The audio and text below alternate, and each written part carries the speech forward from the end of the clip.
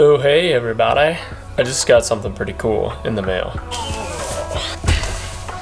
So, one of y'all reached out to me after seeing my vintage guitar restoration video, the Teisco that I did. One of y'all sent me an awesome story about this guitar and the sentimental value it has in your family. So I really appreciate that. I decided to take the work on it just because I love a challenge, and didn't seem like anything too crazy, but the story behind it was really cool. Man,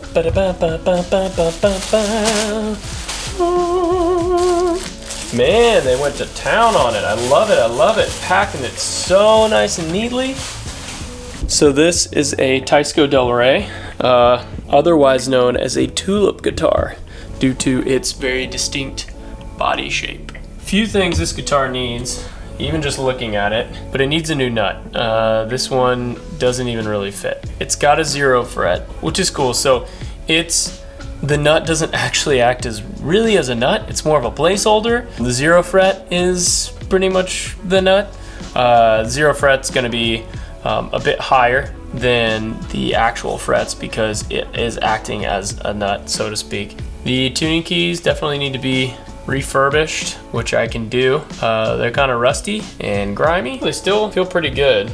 So we're gonna try and keep as much of this original as possible. Yeah, this is a really cool Teisco Del Rey ET-200. Oh wow, the action's really high on this. Sweet, sweet. Definitely needs a refret, which we're gonna do. Let's jump into it.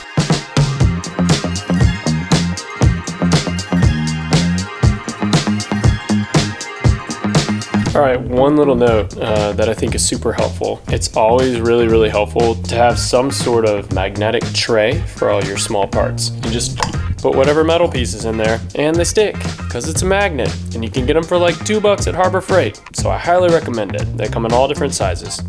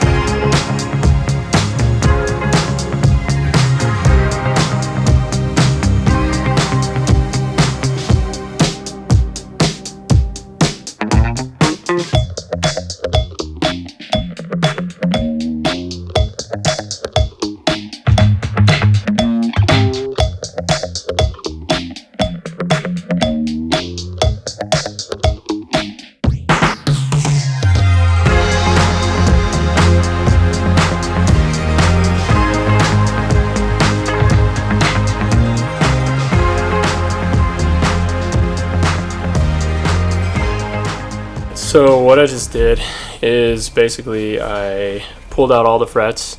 I used my soldering iron and just heated up each fret and just worked really slowly with a pair of fret nippers, which I got from Stu Mac. These are great. I've had these for years.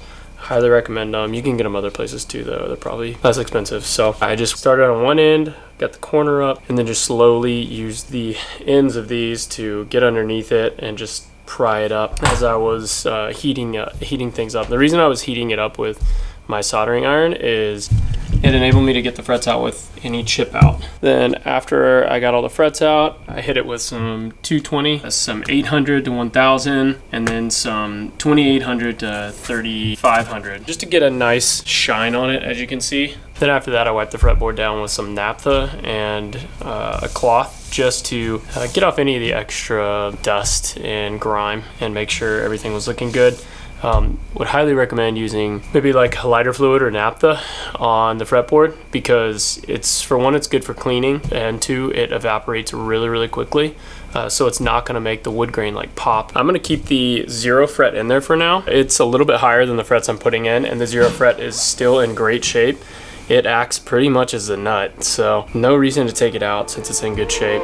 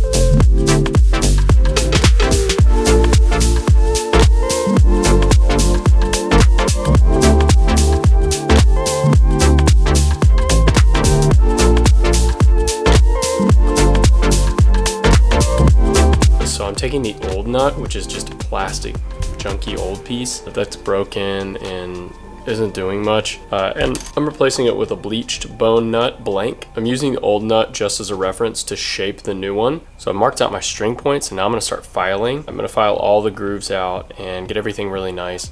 Then I'm going to put the shape in it. I don't know if you can see that, just like the old nut had. It has an angled front and then an angled top. So there's an angled front, angled top. I'm going to do that, probably replicate what the old one looked like exactly. Yeah, hopefully that takes care of it.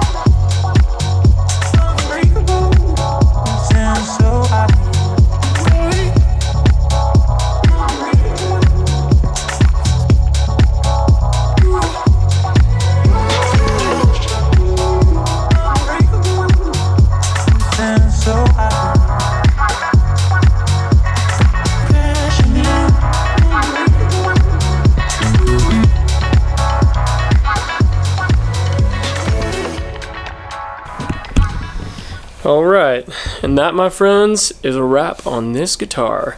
Ended up, I'll show you what I ended up doing with it. Basically brought it to its full potential. So we ended up, all I did was replace the bridge, cleaned everything up as far as like polished everything, replaced the bridge, refretted the guitar, and then polished up the fretboard. I also made a new nut for it, a bone nut, and then I polished up the tuners as well. They were in not so great shape. Everything looks great, it plays well. Yeah, it's awesome to be able to bring this guitar fully back to life and send it back to the original owner. I know they're gonna be happy. So hope you enjoyed this video. Definitely like and subscribe if you haven't already. Thank you so much for watching and following, and I got more videos coming your way, so stay tuned. Bye.